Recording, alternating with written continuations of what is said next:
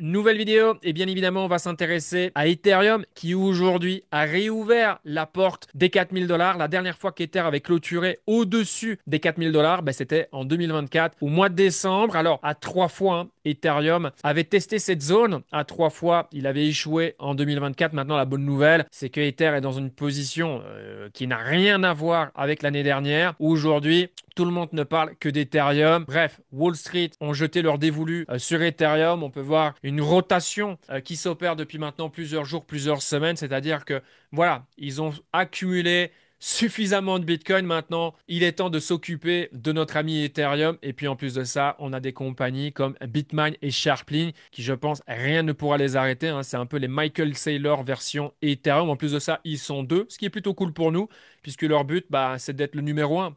Forcément, pour le stock, vaut mieux être le numéro un que le numéro 2. Donc, on va les laisser se battre pour savoir qui a le plus d'Ethereum. En ce moment, c'est Bitmain. À savoir que leur but, c'est quand même d'aller chercher 5% du supply dans les prochaines années. Et en termes d'accumulation, ils sont 12 fois plus rapides que Michael Saylor avec le Bitcoin quand ils avaient démarré. Donc, bref, on va voir combien de temps ça leur prendra, bien sûr. Mais cette pression acheteuse, voilà, on va l'oublier pendant 48 heures. Elle reviendra fort probablement la semaine prochaine. Donc, ça va être super intéressant de voir le comportement d'Ethereum durant ce week-end. Après, entre vous et moi, on a déjà suffisamment entendu que, voilà, que ça soit ce week-end ou la semaine prochaine, le plus important, c'est qu'Ethereum confirme et ensuite continue sur sa bonne lancée. C'est ça le plus important pour aller chercher, bien évidemment, de nouveaux plus hauts historiques. Ce qui est super important à comprendre ici, après, c'est ma lecture des choses, bien sûr. D'accord?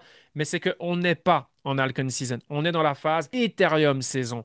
De plus, on peut le voir de différentes manières, mais notamment en prenant ce graphique que je montre depuis maintenant plusieurs semaines. Donc ça, c'est le marché des altcoins contre Ethereum, forcément avec un Ether qui pousse comme aujourd'hui et ces derniers jours. Regardez, ça continue à enfoncer. Donc il est difficile de trouver des altcoins qui font mieux qu'Ether en ce moment. Et vu qu'on est en saison Ethereum, si on est intéressé par d'autres choses, le but c'est de se dire, OK, cette hausse d'Ether, à qui elle profite en particulier? Bon, je vous ai déjà donné la réponse. C'est principalement Bitmain et Sharplink. On ira ajouter un petit coup d'œil dans quelques instants. Maintenant, la bonne nouvelle, c'est la dominance Bitcoin. Hé hé hé, second rendez-vous. Ça, c'est la résistance numéro 1, c'est la plus importante. C'est break ce niveau, 60,5. On a échoué ici en juillet, souvenez-vous. Il y avait des gens qui avaient commencé à anticiper et parler d'Alcon Season. Ensuite, boum, on était remonté à 62,6. Voilà, deuxième tentative. Est-ce que ça sera la bonne? Encore une fois, ça va dépendre de ce que fait Ethereum. C'est assez simple. Si Ether confirme, reste au-dessus des 4 000 $, continue à pousser, oui, la dominance Bitcoin va craquer, clairement, et les altcoins vont commencer à surperformer le Bitcoin. Donc voilà en ce qui concerne la dominance Bitcoin et donc par conséquent Ethereum Bitcoin, wow, quel magnifique graphique que l'on a depuis maintenant plusieurs semaines. Donc là, boum, Ether vient de faire la différence ces 3 derniers jours.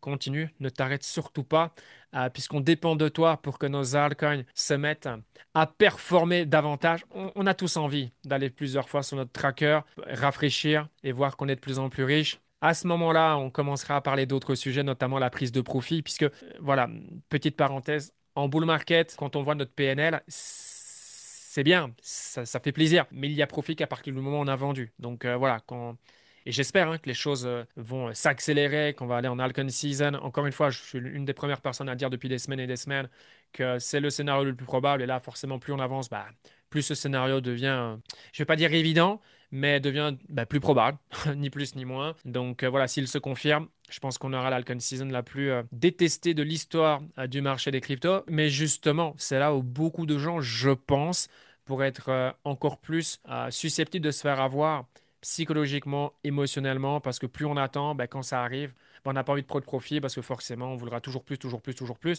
Et à vouloir toujours plus, très souvent, on finit avec pas grand-chose. Donc voilà, Ethereum Bitcoin, c'est le top. Et puis, si on va très rapidement sur SBET pour commencer, donc Sharplink, le numéro 2 pour le moment. Voilà, alors voilà, vous pouvez voir. Bon, toute personne qui est intéressée par mon canal VIP, vous pouvez avoir accès à ce type d'opportunités détaillées, expliquées avec un vocal. Bref, en plus, vu la période, toutes les opportunités qui nous intéressent le plus, on en parle sur le live de la semaine, voire le live du dimanche. Mais voilà, SBET, c'est pas mal, hein. Le 100% a déjà été réalisé, donc la position, elle est déjà sécurisée. Maintenant, c'est que du profit. On est monté à 177. Voilà, légère correction. Maintenant, ça repart forcément sous l'influence d'Ether.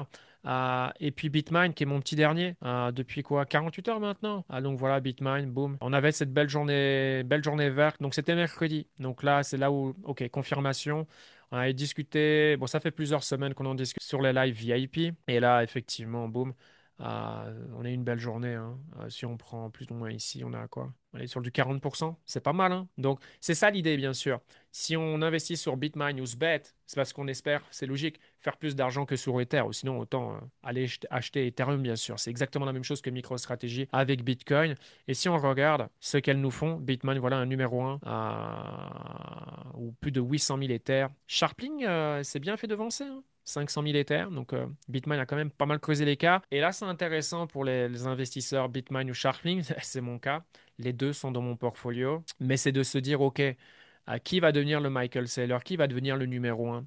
Parce qu'en Alcon Season, à partir du moment où Ether break va vers de nouveau plus haut, les gens aiment les gagnants, tout naturellement. Il n'y a pas de Michael Saylor. Je ne dis pas que Sharplin ne va pas continuer à performer. Non, non, non, non, non. Et ça se trouve, je vais avoir tort et ce bet à partir de maintenant va donner une meilleure performance que Bitmine, mais j'ai des doutes quand même. Je pense que si Bitmine continue à être numéro un et qu'on va en Alcon Season, les gens principalement iront sur le numéro un. Après, d'autres personnes vont se dire, ah, ils sont déjà numéro un, peut-être qu'il y a plus de place de croissance pour le numéro 2.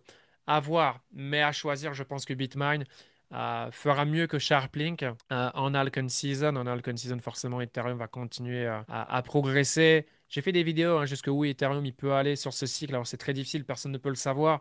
Mais voilà, bear case, 5008.